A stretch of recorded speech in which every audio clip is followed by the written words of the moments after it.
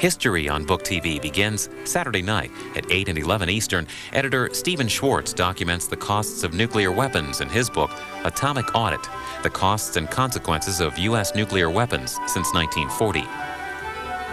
Biography airs next Sunday at noon and 6 p.m. Eastern. Two-time National Book Award winner and author David McCullough discusses the art of writing biographies. 48 hours of nonfiction books on TV. Book TV on C-SPAN 2. All books, all weekend, every weekend.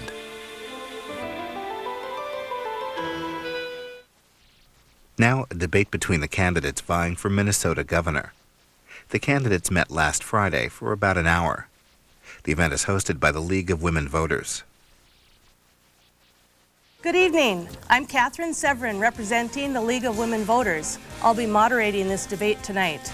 We're pleased you've chosen to join us tonight for this Minnesota gubernatorial race debate.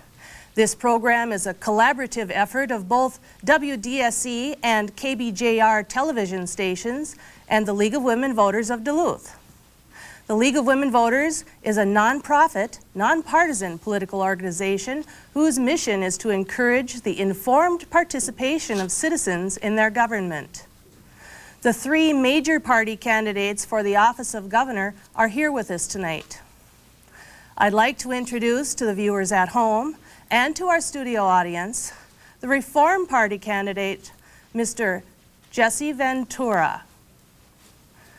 Also with us tonight in our studio is the GOP candidate, St. Paul Mayor, Mr. Norm Coleman. And completing the field of major party candidates in this Minnesota governor's race is the DFL candidate, Attorney General Skip Humphrey. Gentlemen, welcome. I'm delighted that all three of you are here tonight. Thank you. Thank you. Our program will be divided into several segments. We'll begin with a short answer segment called Political Password, followed by questions from our media panelists, who you'll meet in a few minutes. Third, we'll take questions from our studio audience. Then after a short break, we'll be back with another round of questions from both our citizens and our media panel. Following the questions, each candidate will be given the opportunity to make a closing statement. I ask that our candidates stick closely to the limits that have been set for responses in each segment so that we have the opportunity to include as many questions as possible. Drawing by lot prior to the debate determined which candidate will answer first. The order of responses for questions tonight will be first Jesse Ventura, then Norm Coleman, and Skip Humphrey. We'll alternate from then on. We'll begin now with Political Password. Each response will be limited to 30 seconds. Mr. Ventura, you go first. Your political password is graduation standards. Graduation standards, of course, are the new law. They've been passed by the legislature, so we have to follow them. It's that simple until the legislature changes those standards in any manner. And I think that what we need to do is very quickly, I think that some of them were applied too fast to the teachers, but I think the teachers will be catching on, and we need to form a task force of both citizens, teachers, school board people to look at these standards very closely, determine which ones are good and which ones are not. Thank you, Mr. Ventura. Mr. Coleman, your 30-second response to graduation standards. Parents have a right to know that their kids are learning, that they are being educated. And graduation standards give them that right. We know there's some accountability. The problem I have is with the system we've developed to get there. And I really want to go back to parents and teachers at the local level. I don't want the state dictating the content, how you get there. Yes, we want high standards, but at the local level, parents and teachers should be involved to develop the kind of curriculum that helps us and our kids reach those very high standards. Thank you, Mr. Coleman. Mr. Humphrey, your response to graduation standards. Graduation standards are the benchmark for the performance of students. We need to have those in place so that we know when students are performing well and when they may be falling behind so that we can help them catch up. But the key here is to have involvement with parents and teachers at the local level so that we can indeed have those graduation standards work and work locally in those schools, in the classroom. That's what, bottom line, it's all about. Thank you, Mr. Humphrey. Political password number 2 is HMOs. And Mr. Coleman, your response first. Well, the real issue is health care. How are we going to ensure adequate health care for Minnesotans? First and foremost, Minnesotans want to have the opportunity to choose their doctor. And whatever system we have with it, we got to make sure that Minnesotans have that right. I will have an ombudsman in my Department of Health to make sure that Minnesotans, one, have the right to choose their doctor.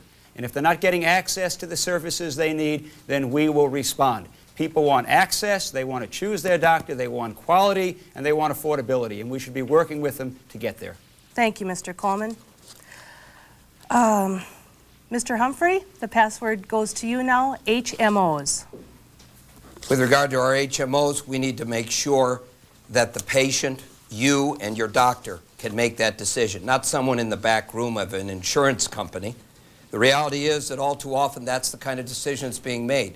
As your governor, I will work with HMOs and with patients and with other providers to see that doctors and patients have that opportunity to make those decisions. That's what's critical, particularly also to make sure that we have decent health care for our senior citizens. Thank you, Mr. Humphrey. Mr. Ventura, your 30-second response to HMOs. First of all, again, it should be the doctors and the people in medicine, not the insurance companies dictating what's going on. I think also we as private citizens deserve the same type of health care as what the career politicians are getting these days. Their health care is outstanding, and I think they should match up one way or the other. Either ours need to rise up to theirs or theirs need to come down to ours. And again, you should be able to choose your doctor and have a relationship with that doctor, not be changing month to month to a different doctor with all the paperwork involved. Thank you, Mr. Ventura. Our final political password is Minnesota Campaign Finance Reform.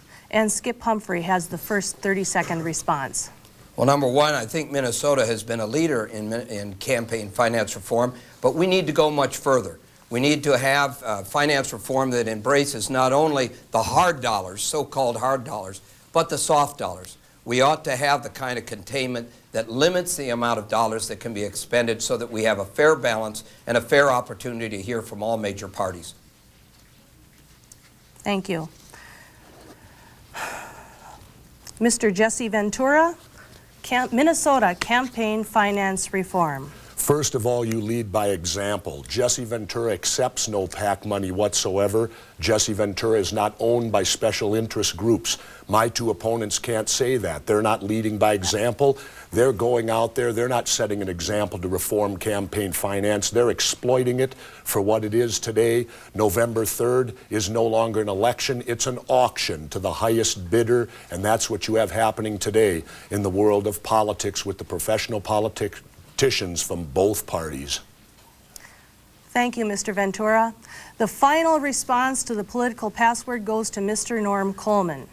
I think our presence here tonight is a demonstration that campaigns are not auctions to the highest bidder. We need to find a better way of making sure that the public can hear from the candidates and doing it more than in 30-second sound bites. If we could work that out, I think we'd be better served. We've made some stride in campaign finance reform. I don't think it's the issue of the decade, but the issue should be how can we communicate to you, the voters, so you get to know who we are and what we stand for. If we can do more forums like this, I think we'd all be well served. We will turn now to questions from our media panelists. Providing those questions will be Jim Neumann of WDSE-TV and Minnesota Public Television's Newsnight Minnesota program. Michelle Lee is news anchor at News 6 Television in Duluth. And Jeff Passolt is news anchor with KMSP-TV, Minnesota 9 News in the Twin Cities.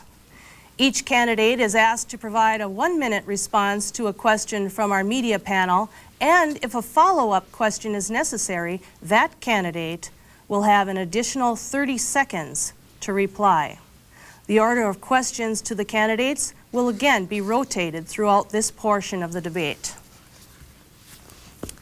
We'll begin now with Mr. Jim Neumann, who has a question first going to Mr. Jesse Ventura.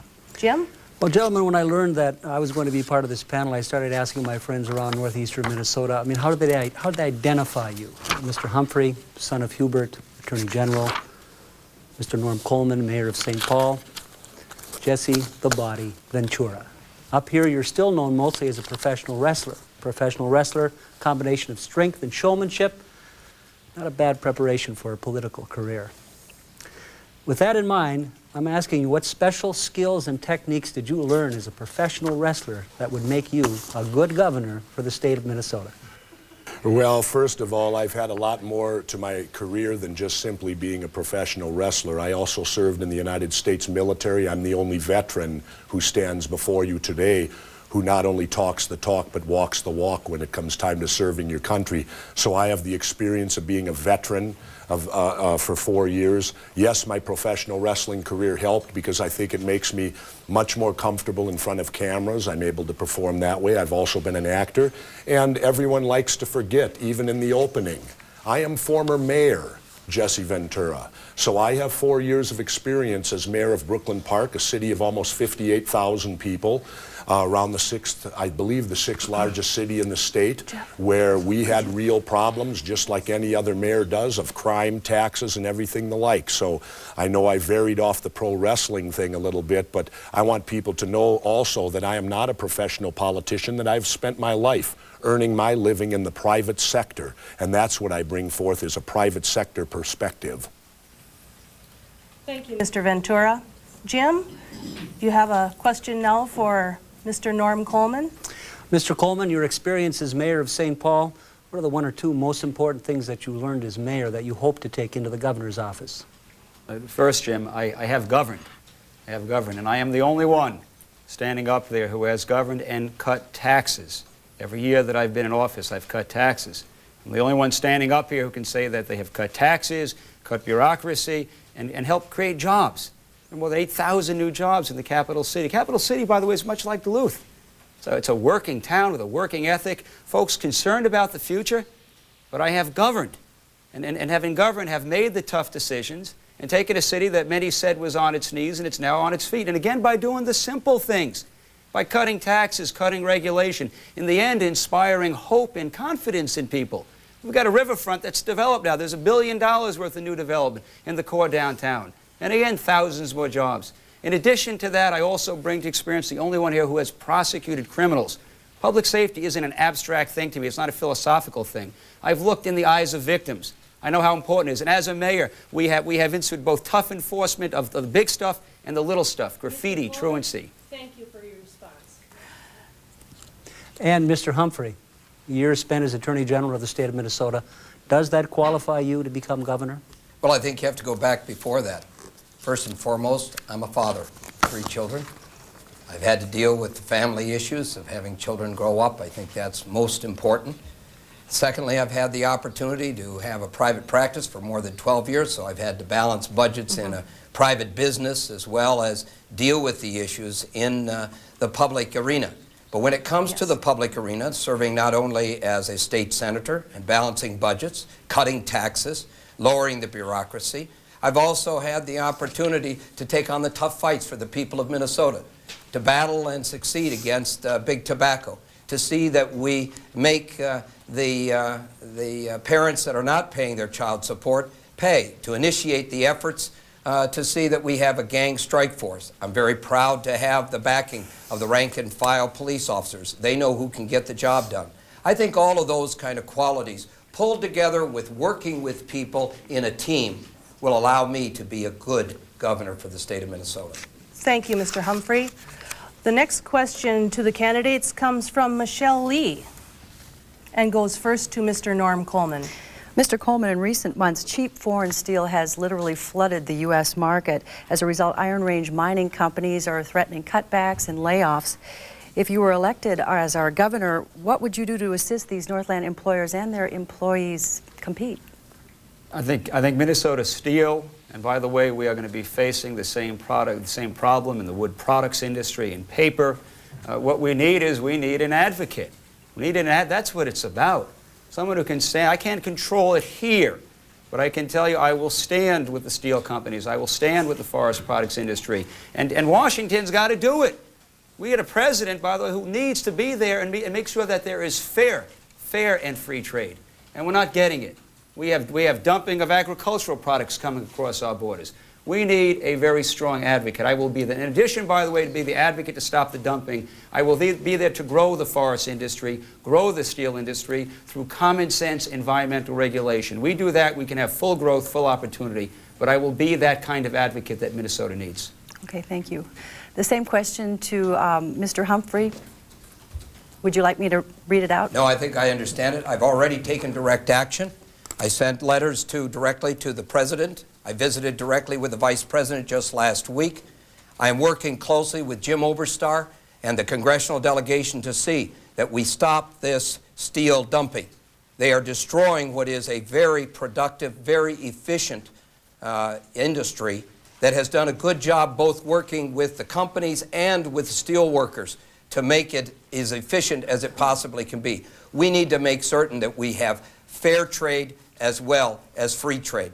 That's the bottom line. Now, in addition to that, we need to go beyond that. We need to look at value-added products. We need to look at direct reduction. We need to look at many of the other opportunities to see that our steel industry grows and reaches and is ready to go for the 21st century.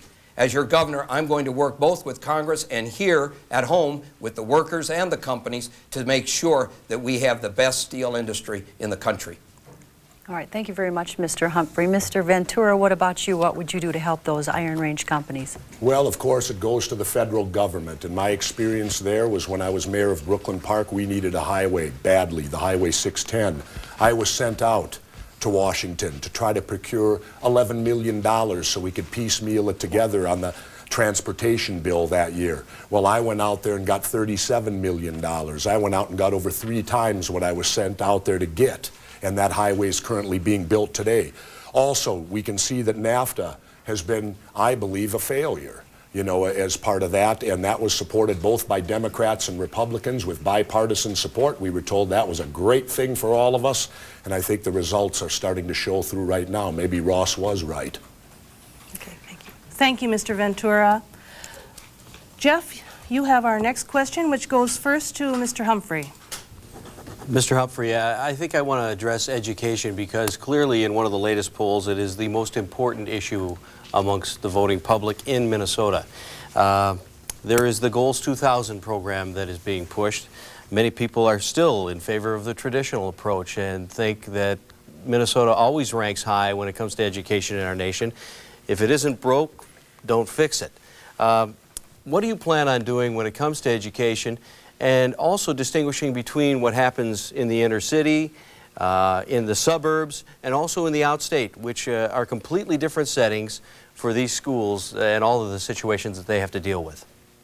Education is the centerpiece. It always has been. It's been the successful point of our heritage, and it will be the opportunity point for our future.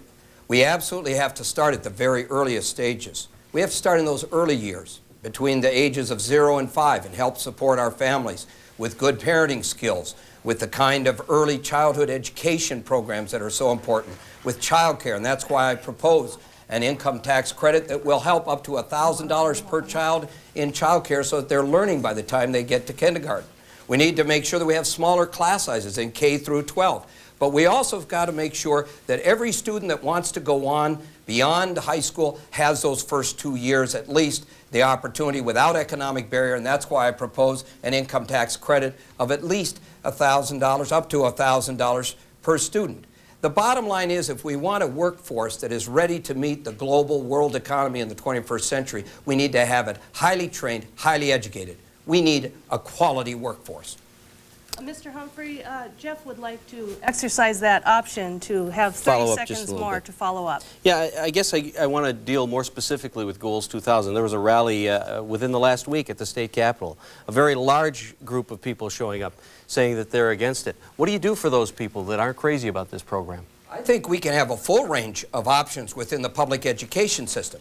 We need to be able to have not only the tax cuts that support it, but we need to be able to make sure that we're not siphoning off dollars elsewhere so that we can have the full range of charter schools, the learning centers, all the rest of these kinds of options that anyone would like to have in the public school system. If there's homeschooling, then fine, let's have that, but let's make sure that our students are ready for that 21st century. I don't have a problem with the Goals 2000. I think we need to make sure that we are working all the way through to see that we're meeting those obligations, though. Mr. Ventura, I guess I'd like to know where you stand on the Goals 2000 situation, and that it is a bit of a hot potato when it comes to education and politics. Yes, it is. First of all, in Goals 2000, there is controversy. It was implemented too quickly. The teachers were not ready for it, but it is the law. It's there. What I want to see is a task force with local educators, parents, teachers, get together, find out what's working in it, find out what's not, and streamline it from there. You know, it's interesting. My two opponents talk so highly of education and educating the children, and yet we had a debate scheduled for Sunday in front of over 100 high school students who wanted to take part in the system, and my two opponents canceled out of that debate, would not let the kids see the political process in action or let them become a part of it. We also need neighborhood schools. We have to go back to neighborhood schools, and we have to go to smaller class sizes. Money has already been allocated, over $400 million for that. But again, loopholes in the law by professional politicians. The money's there, but it's being used for other things. I will get that money back to a 17-to-1 class size so that we can then really do education and have kids learning by the first grade, knowing how to read. Your time is up. And Mr. Coleman, the same situation. Yeah, Jeff, you know, the issue with Goals 2000, profile of learning, really the question of how do parents get involved in their kids' education?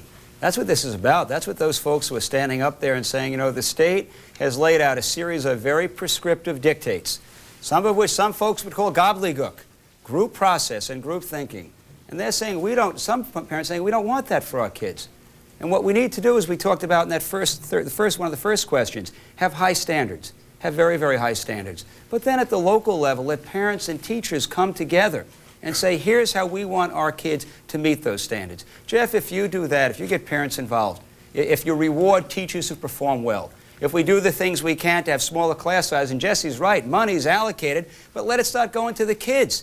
And then we make sure that every child has a right to a quality education. Public school first and foremost, but homeschooling, religious school, we do that, we'll have kids ready to meet the challenges of the 21st century. Thank you, Mr. Coleman. Jim, the next question is yours and goes first to Mr. Ventura. Mr. Ventura, a recent poll commissioned by the Grand Rapids-based Blandin Foundation shows that half of rural Minnesotans fear that their communities don't have and will never have living wage jobs. For many people, Minnesota is still a dual economy with the Twin Cities in a relative boom mode and rural economies lagging far behind. Would you support aggressive state measures to revitalize rural economies, or should the marketplace decide? Well, I support revitalizing the rural markets, but when you talk about living wage, that puts pressure on the independent business owner. Then you've got government dictating to him what he's going to pay an employee. Say he raises it $2, right? Guess what? 70 cents of that goes to create larger government because it's going to be taxed 70 cents out of the $2. What I support is lowering taxes, lowering government regulation. You lower and to do that, you've got to lower the size of government. It's plain and simple. Government is like an internal combustion engine. As it grows, what is required? More gasoline, which is more taxes from us. We need to control government's growth. Take a look, $4 billion of surplus. Democrats and Republicans spent it. I was the only candidate that stood at the steps of the Capitol saying, give that surplus back. They turned around and bonded us to the tune of $1 billion. You add that up with a $23 billion budget, government grew 16% in 1 year. Democrat and Republican support.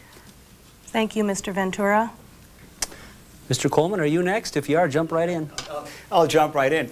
Jesse, you're right. It is, you know, aggressive government action is aggressively cutting taxes.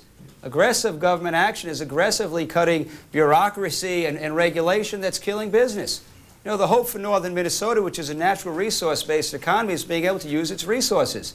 I think you have more to fear from the Attorney General's E-team that took after Marvin Windows and caused jobs in this community. Marvin Windows expanding in North Dakota, expanding in the South. The way isn't a government-dictated wage. What it is we do the things which, by the way, I've done in St. Paul.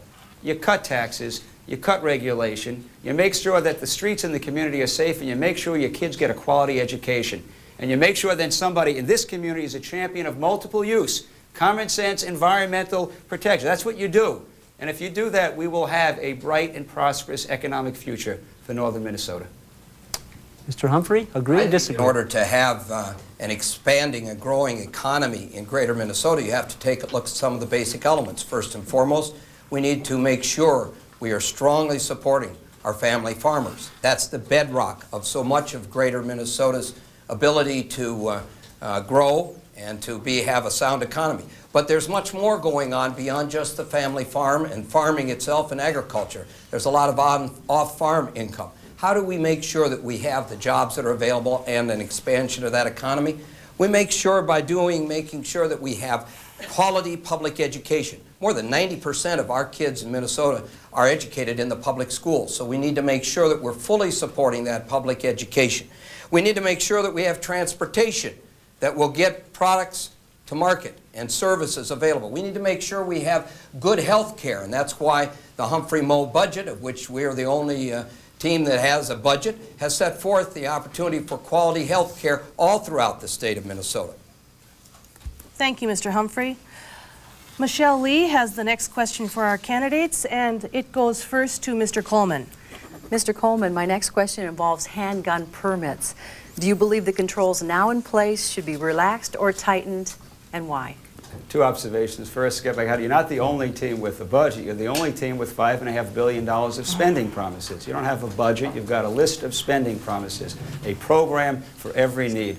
In regard to people protecting their safety, I believe that we need more uniformity in the laws today. Right now, depending on where you live, if you're in Fergus Falls and you walk in, you get a permit. If you're in another area, the chief of police, somebody will say no. I believe that competent Minnesotans who have a reasonable concern for their safety have a right to protect themselves, and I think we simply need more uniformity, more fairness in the law. What does that mean, though, uniformity? Well, what it means is that there's a single standard. That's a statewide law. As was proposed, by the way, there was an amendment, the Macklin Amendment, that, by the way, went before the Minnesota legislature, passed by a majority of Democrats and Republicans, really laid out that standard. Competent Minnesotans. In other words, if you can't be a drug addict, can't be a felon. If you have to go through an NRA test, you have to actually go through a period of earning a license, in effect. Bottom line is that if you have a reasonable concern for your safety, you should have a right to protect yourself and your family, and there are protections built into that law. All right, time is up. Thank you very much. Mr. Humphrey, how about you? What do you think as far as the handgun permits? Are they relaxed enough or too tight? Or? We don't need any change in the handgun law. Mr. Coleman says we need a uniform standard. We have it, and it works. We don't need more loaded, concealed handguns at Miller Mall or anywhere else. That's ridiculous. It just seems to be outrageous that you would be walking along and not knowing who has the handgun and who doesn't. We have local control.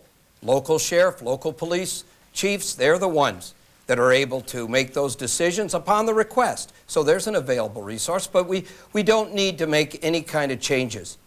The reality is that since one of the reasons that I am endorsed by the rank and file police of this state is that they know that I will be there to work with them to reduce and eliminate our kind of crime that we have seen. That's the kind of work that I'm going to be doing. Okay, thank you very much. Mr. Ventura, we're talking about handgun permits. Do you believe the controls now in place are just right or too tight? Well, I believe this. I believe we need to take the subjectivity out of them and make them objective. Let's put the standards up there. If you qualify, you should be entitled to. It's interesting because if we back up to Wednesday night, we had a little mishap at my campaign headquarters down in Minneapolis. Would that qualify me to protect myself? Could I go get a permit to protect myself? Well, imagine this. When I was mayor of Brooklyn Park, I was riding with my police officers. I went to get that permit and was turned down. The mayor gets turned down. Now, You know, again, if you qualify, and this is what I believe, you can make it stiff standards. I propose a gun training course. I also want someone to pass a minimum marksmanship course. No mental problems, no convicted felons or anything like that. But you have the right to protect yourself. Police are reactive. They are not proactive. How many police officers stop crimes in progress? 30-year veteran might tell you once or twice, and if you ask him how, he said, I was lucky. I turned the right way on the street. Okay, thank you. Jeff, you have our next question, which goes first to Mr. Humphrey. Okay, Mr. Humphrey, I'd like to ask you a question that was brought up when we were in Brainerd for a debate, and still trying to get a concrete answer on it, I guess. In 1992, the state made a $315 million loan to Northwest Airlines. Northwest's end of the bargain was that they were going to build a facility here in Duluth that would employ 1,000 people. Also employ 500 people in Hibbing with a facility. That was supposed to happen by 1996, and driving up to Duluth today, I didn't see any Northwest Airlines sign make my way into town. I think most Minnesotans are perplexed at where has this $315 million gone, and what can be done to make Northwest hold up their end of the bargain. Well, driving up to Duluth today, you probably wouldn't have seen much of anything given all of the fog. But the reality is that that commitment was made, and now we need to make sure that Northwest Airlines fulfills its commitment. And one of the key things that a governor can do is to go back and talk with the corporation, with the business people, and to say, what are you going to do? Here is what you made. Here's the agreement you made. Here is what the people of Minnesota contributed to see that you were going to be able to succeed. Here's what your workers and employees did. They've kept their part of the bargain. What are you going to do? And frankly, I'll be working not only directly, if I'm elected your governor, with the company, but I'm going to be talking with Mr. Oberstar, who has an awful lot to say about the airline business in this country. Mr. Humphrey, I'd like to just follow up on that. As Attorney General, isn't there something that you could have already done?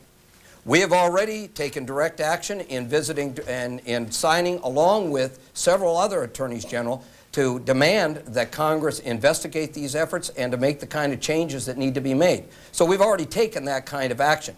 But an awful lot of what the airline industry is involved with is regulated extensively by the federal government. So we need to partner strongly with our congressional delegation and, frankly, with the leadership of Mr. Oberstar to see that we fulfill these contract obligations. Thank you, Mr. Humphrey. Mr. Ventura. Same question. Jesse, $315 million, and here we are 2 years past the date of '96 that this deal was supposed to be done. And I don't think anybody's employed up here by Northwest Airlines right now, at least not in those numbers.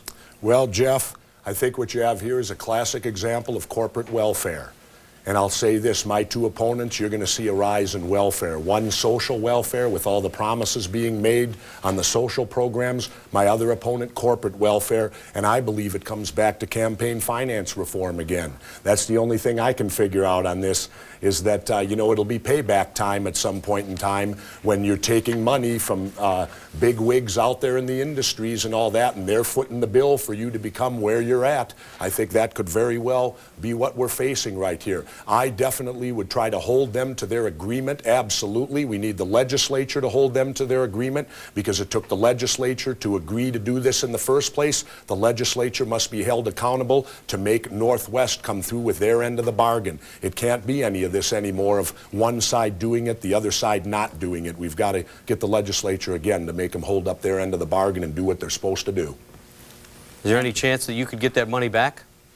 Could I get it back?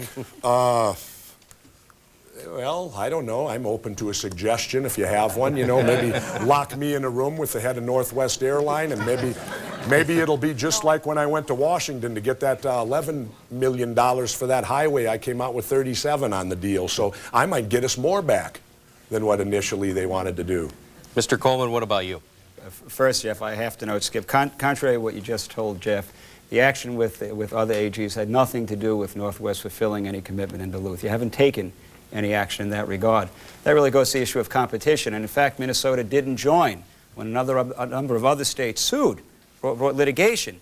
We didn't pursue that. Jeff, there is, by the way, a ticketing operation up, I believe, in the Chisholm area, in the Iron Range. And so there are jobs up here. Right. So there has been not a full committee. You talk to the folks in that community, they're pretty happy about those jobs. I think what you got to do is you got to sit down and you got to make sure that commitments are fulfilled.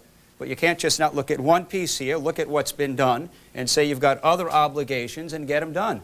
Part of it is how you structure the deal up front. Structure it so that you have some, so that you can take some action, so you're not left with yourself handcuffed when it's done. I will be the kind of governor who will make sure that we get it done right, and if we have to go back and revisit, I will be there to do that. But nothing's been done to date. Are we not running into the situation also, though, as the years go by, it's only going to get more expensive and that money's going to be gone? Again, Jeff, I think you got to look at what's been done, weigh the value of that to the community, then figure out what the obligations are and figure out if there's any ways that you can meet that. I do have to say this. We do want a strong Northwest Airlines. We want competition. But you want Northwest Airlines. They're one of the largest employers in the state. So you got to figure out a way to keep one of the largest employers in the state, make sure that they're vital and vibrant, because a lot of people work for them, and at the same time make sure that their commitments are fulfilled. Thank you, Mr. Coleman. We have time for one more media panel question, and it's yours, Jim. Thank you. I think I'm speaking to Jesse Ventura first. Question to all of you. I just can't help but notice that all of the gubernatorial candidates, all of the lieutenant governor candidates, and for that matter, everyone on this panel is white. I'm just wondering, what would you say to a minority voter, African American, Hmong American, Native American, to convince that voter that you have their best interests in mind? And do you support specific programs, specific dollars to deal with the unique problems that minority groups face? Mr. Ventura? Well, I support the Constitution of the United States and the Constitution of the state of Minnesota, which I hope indicates that we all are equal and should all be treated equally under that Constitution. I think my best method of being able to explain that is, again, going back to my military background. When you're in the military, you work with every race, creed, color, and nationality. And it doesn't come down to any of that. It comes down to, can you get the job done? And that's how you respect each other. And I think that the honesty there will show forth for me that they realize that being a person in the private sector who has had a variety of careers and dealt in many, many ways throughout my 47 years on this planet, that I think I would just simply say that they should trust me, that I will treat everyone equally and fairly. And to me, it's qualifications qualify you to do what you do. If everybody doesn't start from the same position, how does treating them equally, how is that fair? Well, we certainly need to step forward, and in fact, taking the Hmong, for example, we need to step forward and help them. As you see, I wear an MIA bracelet. Well, I think the Hmong people are much like those MIAs. They came to bat for our country in a war that was hidden from us. We were not told about this war. They are now refugees here with a slow start, and we need to help them, absolutely, to get them on their feet. They're hardworking people. They want to be in the United States. They want to be Americans, and they are then they will be that, and we should try to help them as best we can. Mr. Coleman, in what cases, if any, would you support using general tax dollars to help specific smaller groups of Minnesotans?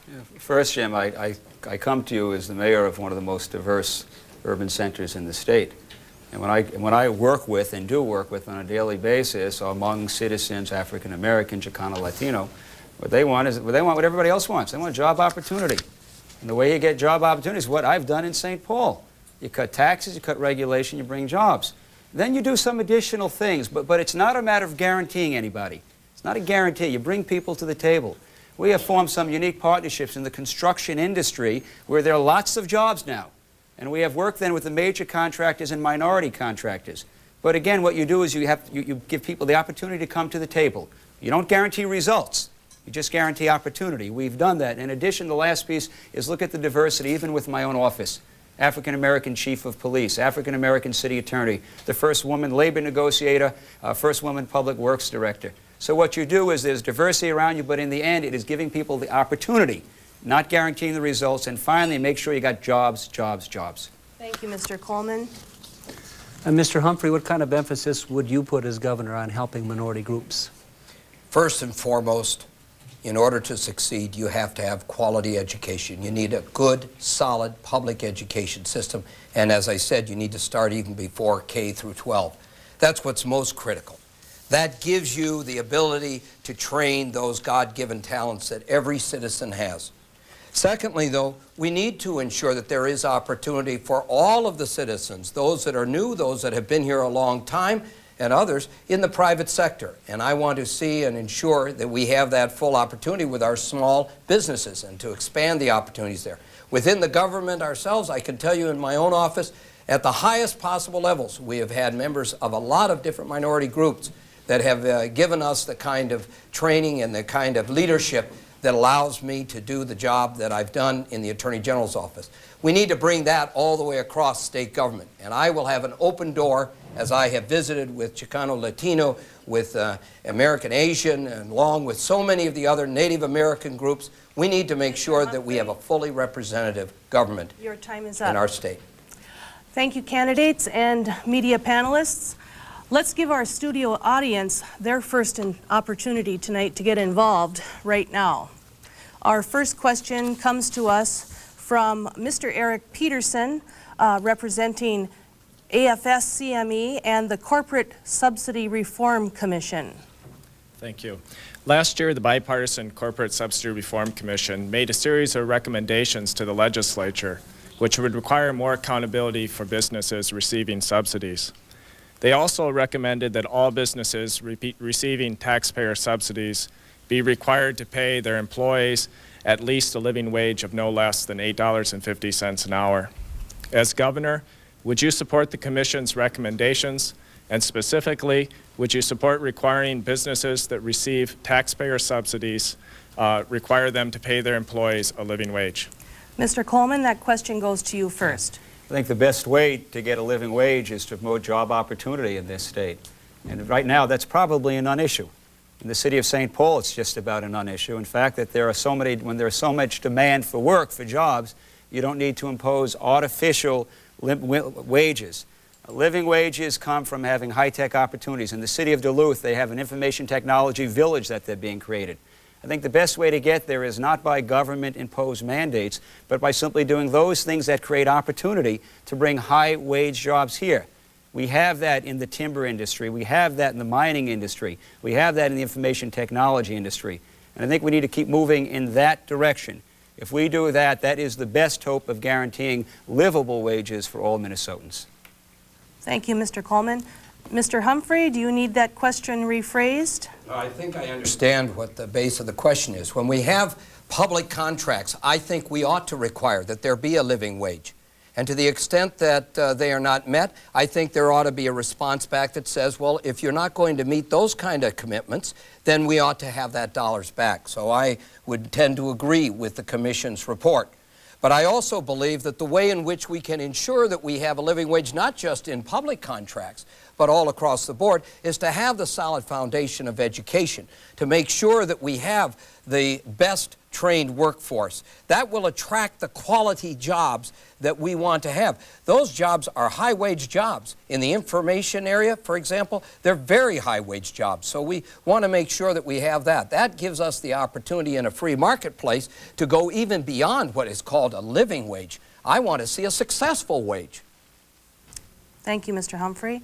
Mr. Ventura? First of all, subsidies. There you got government getting involved again, subsidizing something. And I want to be very clear and make it clear to everyone out there. When government gives someone $1, they took it from someone else. Government does not create any money whatsoever, and the chances are they took $2 because they kept $1 for themselves before they passed on that $1. Now, I think that absolutely that you know, there should be negotiations on these contracts, and let's do it out front on the negotiating end maybe. As people bid for these government contracts, maybe as part of their bid, it should also state what they're willing to pay and what they pay their workers to work on that contract. And that way the government can judge accordingly at that point in time on the bids that they receive from outside enterprises and the work that they're going to do. Let's get it out front and above board before it happens, not after it happens. Thank you, Mr. Ventura. Our next audience question comes from Rosie Leffler-Kemp, representing Clean Water Action and the League of Women Voters Natural Resources Committee. Okay, would you support the temporary suspension of large-scale livestock feedlots in Minnesota? Why or why not? Mr. Humphrey, the question goes to you first. I do think we ought to have a temporary halt to the largest of the feedlots while we get the information from a GEIS, a Generic Environmental Impact Statement. Once we have the understanding of the impacts both ecologically, economically, and socially within the economy, then I think we can move forward in a way which will provide sustainability, which means that we have the opportunity to continue to grow the industry and yet preserve the qualities of our living that all of us like and love, frankly, about Minnesota. That's what is most critical, is to get it right. The perfect example of this is the logging industry up here in the Northeast, and to see the kind of changes that have taken place under a voluntary agreement between environmentalists, loggers, and the forest industry itself. That kind of combination of effort has moved us well beyond just the command and control of regulation. In fact, it's given us opportunity to have a greater annual harvest and at the same time to grow the base of the trees and the forests that will preserve for the future that kind of industry. Your time is up. The question goes next to Mr. Ventura. Yes, yes, I do support a temporary moratorium on it. I think currently we're being sued right now by the state of Iowa because one broke down there, got into the water table, flowed into Iowa, and now we got lawyers involved. We don't need any more lawyers involved. And I think I'm not a scientist, so naturally before I could ever make a decision on this, I would like the scientists to determine at what level and what impact these feedlots have. And why are the feedlots occurring in these large scale? Well, I'll tell you why. Because we're not supporting the family farmer like we should. We're not supporting the guy who's actually out there working the land. Instead, the people that are getting the benefits more so are absentee landowners, which I think you'll find many of these large feedlots fall under that of being an absentee landowner. I want to make sure if breaks are going to be out there for the farmers, they go to the guy who's actually working that farm and is earning a direct living of supporting his family off of that farm. Thank you, Mr. Ventura. Mr. Coleman, same question. First, we have to deal with the environmental issue, and in fact, we're doing that now with the General Environmental Impact Statement study. That's happening. And we need to do, Skip, you're right, a voluntary cooperative effort. But not having government come in and saying to family farmers or farm families, you can't grow, you can't join together. You know, farm families want to sell their product. If you put a moratorium on growth in livestock eat grain. It's the original value added. When you hurt the livestock industry, you hurt the grain industry, you hurt the shipping industry. Talk to the folks at Harvest State Cenex who built a soy processing plant or are building it in Fairmont.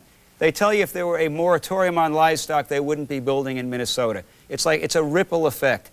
If we start putting government-imposed moratoriums, what we will do will destroy the farm families, destroy the economic underpinning of Minnesota, which is agriculture. A firm commitment to solving the environmental issues. But let's not have government in telling farm families that they can't join together and they can't grow. That's what will put them out of business. Thank you, Mr. Coleman. We have another question from our audience. Our questioner is Portia Johnson, representing the NAACP Political Action Committee, and her question will go first to Mr. Ventura. Thank you. Many feel that the current wording of the Minnesota anti-gang statute defines gang membership in a way which allows people of color to be singled out and harassed.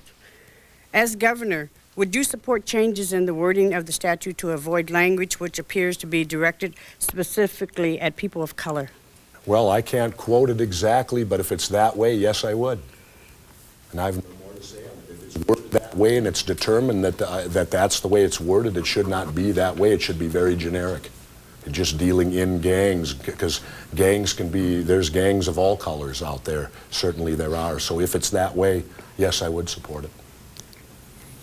Thank you, Mr. Ventura. The question goes next to Mr. Coleman. I don't believe it's that way. I don't think that the word gang is a racist word.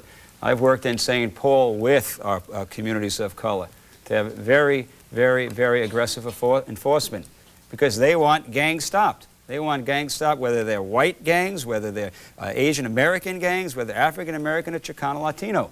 If you can't have the courage to say we're going to put an end to gang violence, if you're going to use, as some have suggested, the phrase anti-group violence statute, I don't think you're ever going to deal with the problem.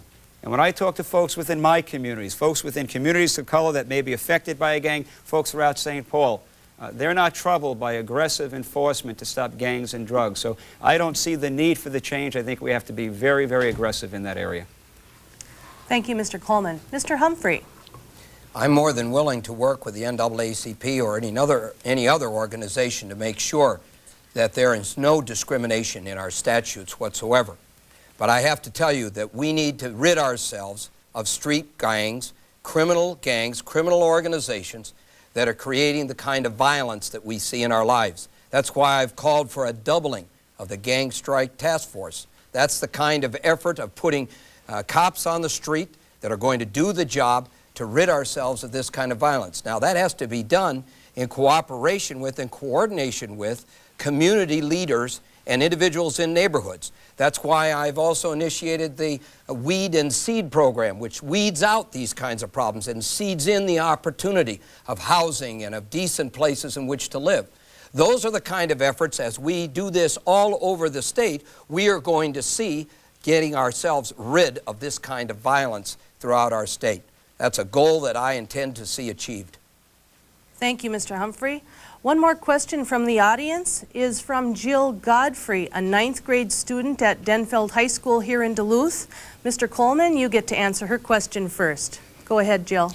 Do you feel that the closing of neighborhood schools and the creation of larger schools has contributed to the increase of violence in schools today? If elected, what would you do to improve the safety of students? There are two parts to that question. First, I strongly believe in neighborhood schools. One of the reasons I believe in neighborhood schools is because you're right, it's a safety issue. One of the most important things for any child in their education is to have an opportunity for mom and dad to be involved in that child's education. And when we lose neighborhood schools, oftentimes we lose the ability of mom or dad to get to the school. It's on the other side of the town. And so I believe very, very strongly in neighborhood schools. I think we have to deal and relook at the whole issue of forced busing. So in that issue, neighborhood schools are a public safety issue. Because if mom and dad is involved in that school, that child, one, has the opportunity for better education, and I think you create a safer environment. In addition to that, we have to deal with the issue of violence in schools very, very clearly, working closely with our police department, working closely with the community. Kids should be afraid of only two things, a teacher and the next exam, but nothing beyond that. So we need to be aggressive, but neighborhood schools are an important component. I'm a strong advocate of neighborhood schools. Thank you, Mr. Coleman. Mr. Humphrey, the question goes next to you. Well, I'm a very strong advocate of neighborhood community schools. They really are the centerpiece. Each of my children went to our neighborhood school. All of the people that lived in our neighborhood always centered upon what was going on at the school. It does drive the kind of community connections that make all the difference. And it also provides then for the network that you need in order to have public safety truly on the neighborhood streets and in your community. But I think you also have to have the opportunity for choice. And that means whether or not it's a charter school or a learning center or a magnet school, we need to provide that kind of choice within the framework of the public education system. That will not happen if we do not support by financial incentive and investment additional revenues to see that our community schools are strong. You can't do that if you're going to be siphoning off the dollars, as my Republican opponent would like to do, away from the kind of education, the public education, that the vast majority of our students receive. Thank you, Mr. Humphrey. Mr. Ventura. Well, I am also a product of neighborhood schools in Minnesota. I went to Cooper Grade School, Sanford Junior High School, Minneapolis Roosevelt High School, and I think I was the first to bring up the fact that we need to go back to neighborhood schools. And I'm happy that my two opponents have jumped on board because it's a great idea. And I want to do that because, again, when I went to school in the neighborhood school, you had strong PTAs. You cannot have that today when a child is bused 45 minutes to an hour across town, when you have one working parent and all that. So by getting back to the neighborhood school, I think it not only serves the school better, it serves the community better. And you know what? The proof is in the pudding. I send my children to public schools. That's how much I believe in the public school system. And I also have as a running mate the only candidate who currently teaches in the public school system, a 40-year teacher, May Shunk, who is well-versed. And if you want to solve the problems of school, ask the teachers. They'll tell you how to do it, and that's what I've done. Thank you. Gentlemen, if we stick to our time limits, we will have time right now for one more citizen question. It goes first to Mr. Humphrey and comes from Phil Enke, former past president of the Duluth PTSA Council. I would like to know your position on for-profit companies such as the Edison Charter School using public tax dollars to run public schools. I think that where we use public tax dollars and send it to private corporations for public education, that's wrong. It ought to be under the control and management of a public institution like your school board. Now, on the other hand, the example here with your lab school is a perfectly good example of a charter school where it is under the responsibility of a school board, but we have the kind of new innovation that is very, very exciting.